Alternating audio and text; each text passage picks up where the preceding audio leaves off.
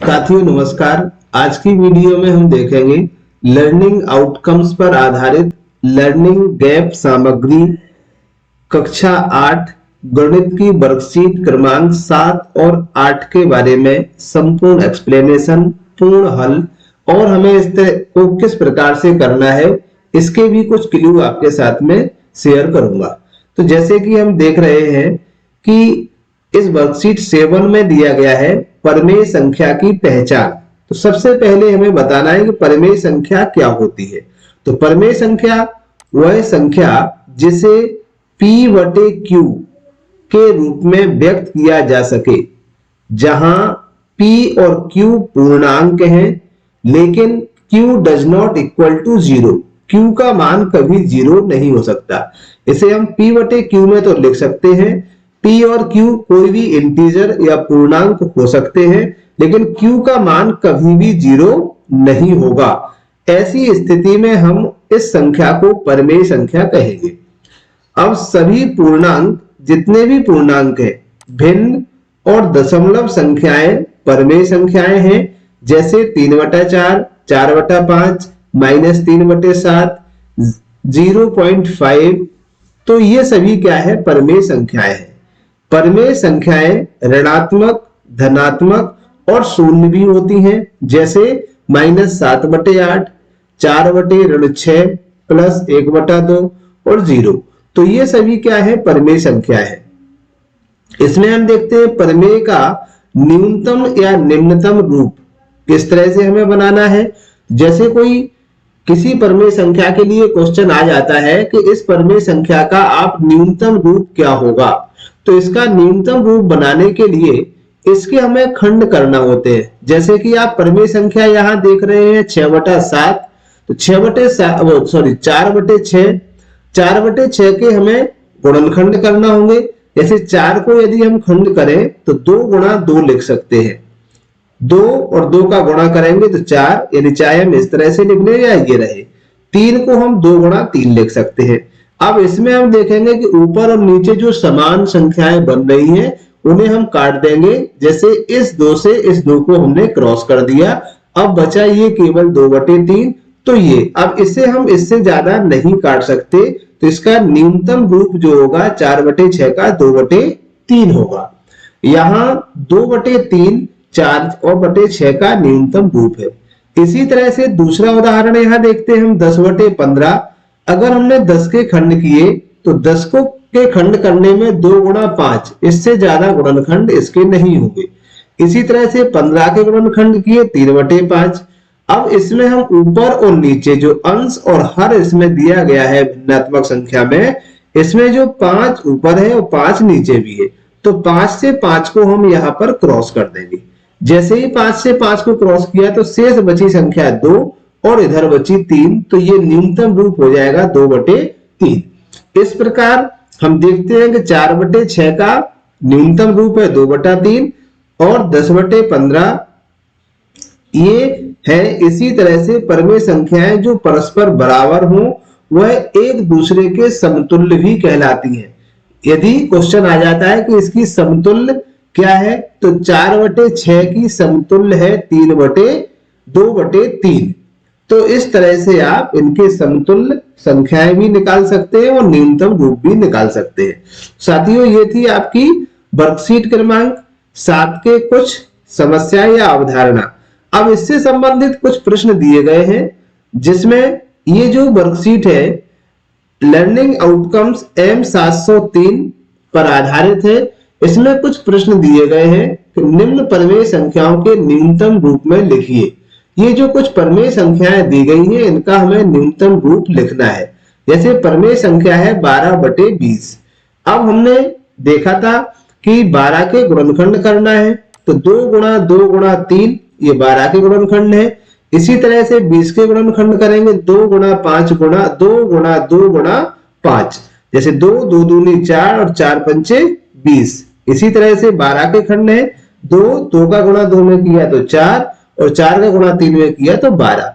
अब इसमें हम देख पा रहे हैं कि ऊपर और नीचे जो संख्याएं समान है, इस 2 से हमने इस 2 को क्रॉस किया, इस 2 से इस 2 को क्रॉस किया अब ऊपर है चूंकि यहाँ 3, नीचे है 5, तो ये क्रॉस नहीं होगा, इसीलिए इसका जो न्यूनतम रूप होगा वो 3/5 होगा 1 का।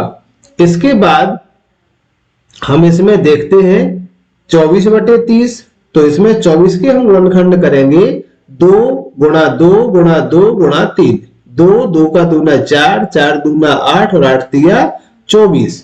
इसी के साथ साथ 3 के खंड करेंगे, तो हम अभाज्य गुणनखंड करते हैं जिससे ज्यादा खंड ना किए जा सके। 2 गुणा 3 गुणा 5। अब हमें देखना है कि ऊपर नीचे समान संख्या है, तो इस 2 से हमने इस 2 को क्रॉस कर दिया और इस 3 से हमने इस 3 को क्रॉस कर दिया। अब केवल ऊपर बचता है हमारा ये 2, तो 2 का 2 में गुणा किया तो हो जाएगा 4 और नीचे बचा था 5, तो ये संख्या आ जाएगी न्यूनतम हमारी 4/5।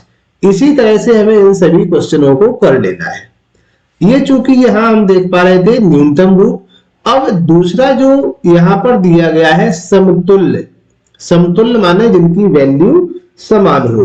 तो जैसे 2/3 है, अब हम किसी भी संख्या में ऊपर और नीचे जब समान संख्या का गुणा करते जाएंगे तो बनने वाली संख्या इसकी समतुल्य होगी। जैसे 2/3 है, तो इस 2/3 में हमने सबसे पहले 2 का गुणा किया ऊपर और नीचे, 2 का गुणा 2 में करेंगे तो ये आ जाएगा 4, और इसी तरह से 3 में भी हम 2 का गुणा करेंगे तो आ जाएगा 6। तो 2/3 की समतुल्य हो जाएगी 4/6।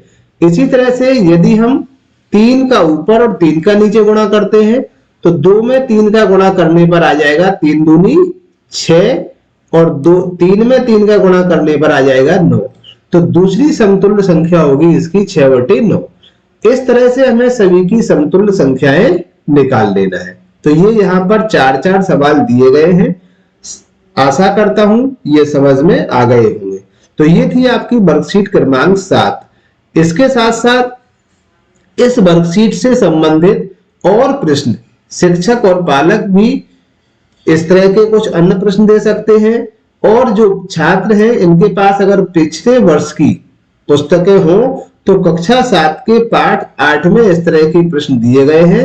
इस तरह के प्रश्नों को आप करें और समतुल्य भिन्न और न्यूनतम रूप वाले सवालों को आप सॉल्व कर सकते हैं। इसके बाद हम देखते हैं वर्कशीट क्रमांक 8। तो वर्कशीट क्रमांक 8 में दिया गया है परिमेय संख्या रेखा पर प्रदर्शन। तो जो परिमेय संख्या थी, परिमेय संख्या को हमने समझा था ऐसी संख्या है जिन्हें हम P/Q के रूप में लिखते हैं। इसमें कोई भी इंटीजर संख्या यानी कोई भी पूर्णांक हो सकता है। अब इसे हम संख्या रेखा पर कैसे प्रदर्शित करेंगे। अब क्वेश्चन आता है कि 3/4 का संख्या रेखा पर प्रदर्शन।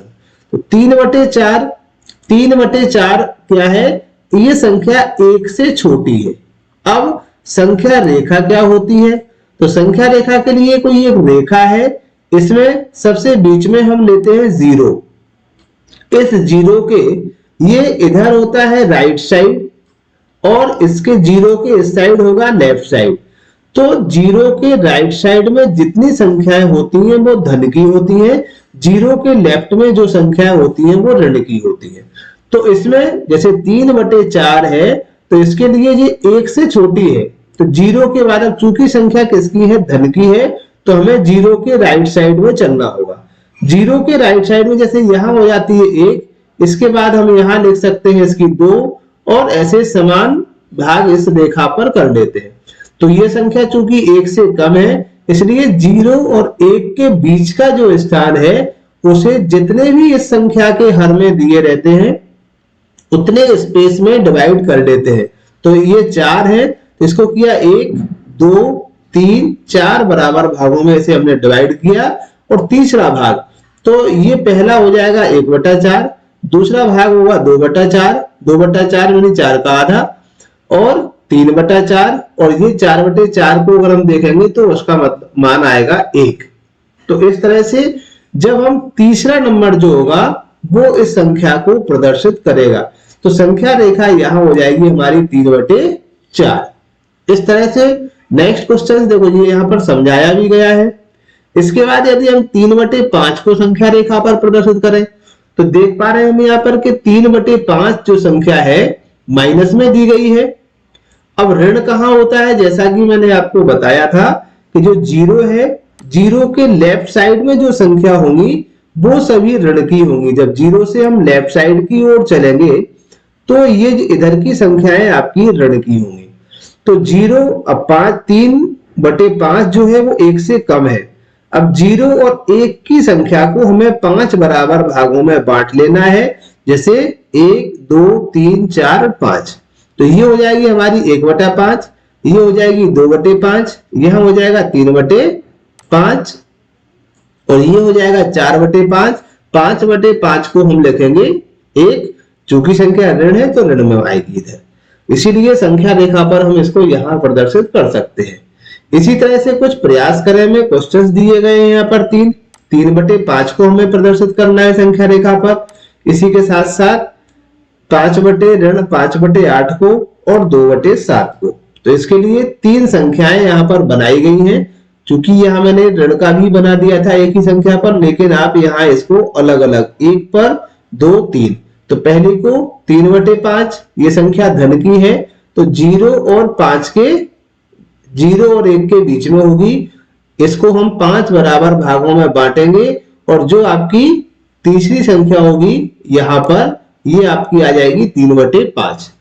इसी तरह से 5/8 है तो माइनस की संख्या है, 0 से ऋण की ओर जाएंगे तो 0 और 1 के बीच को हम 5 समान भागों में डिवाइड करेंगे और इसका जो 5वां हिस्सा होगा वही हमारा ऋण 5/8 संख्या रेखा पर प्रदर्शित करेगा।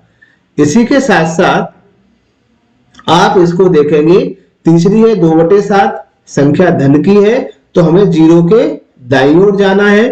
तो इस 0 और 1 के बीच की जो संख्याएं हैं उन्हें हमें 7 भागों में बांट लेना है इस स्पेस को, और 7 में से जो दूसरा स्थान होगा 2/7 वही हमारा इस संख्या रेखा पर प्रदर्शित करने वाली संख्या होगी। तो साथियों, जैसा कि हम देख रहे हैं लर्निंग आउटकम M703 परमेय संख्याओं से संबंधित दैनिक जीवन की समस्या हल करते हैं। यदि इस तरह के बच्चे कर लेते हैं सवालों को तो आपका ये लर्निंग आउटकम्स की प्राप्ति हो जाती है। इसी तरह के सवाल हमारे अन्य शिक्षक साथी और पालकगण भी करा सकते हैं बच्चों को, जिससे कि कोरोना के कारण जो लर्निंग गैप हुआ है उसे बच्चे पूरा कर सके। तो ये थी जानकारी आपके संबंध में, आपके लिए वर्कशीट क्रमांक 7 और 8 से संबंधित में। अगली वर्कशीट के साथ हम मिलेंगे नेक्स्ट वीडियो में। जब तक के लिए आप जुड़े रहें और यदि आपने पूर्व के वीडियो नहीं देखे हैं तो आप हमारे वीडियो की प्ले लिस्ट में जाएं, वहां से आप मैथ वाले प्ले लिस्ट को सिलेक्ट करके अन्य वीडियो भी देख सकते हैं। अन्य विषय के वीडियो भी आपको मिल जाएंगे कक्षा 8 से संबंधित, और अन्य कक्षाओं के भी वीडियो शीघ्र ही आपको इसी चैनल पर मिलेंगे। इसीलिए चैनल से जुड़े रहें, सब्सक्राइब करें, लाइक करें और अन्य स्टूडेंट और टीचर्स तक शेयर करें, जिससे ज्यादा से ज्यादा बच्चों को इसका लाभ मिल सके। वीडियो देखने के लिए धन्यवाद।